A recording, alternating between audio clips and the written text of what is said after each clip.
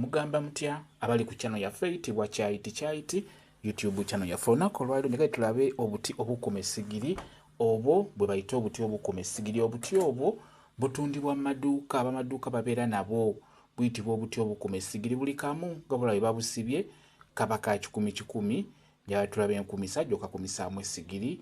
Teeka amanda mu ssigiri, teekamu matonotono, londamu obwanda obutono bw'oba osoosa mu ssigiri eyo.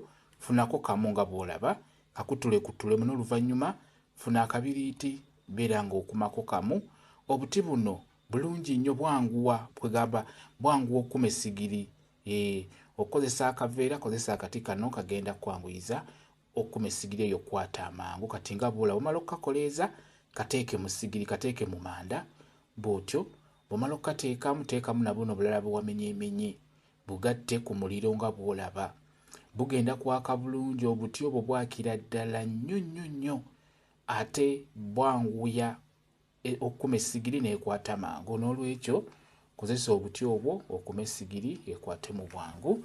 Bw'omala teekako amanda, teekako otwandiro otutonotono waggulu, kwegamba omuliro guwe gaapu wansi gubeere nga gusobola okusigala nga gwaka nga bw'olaba.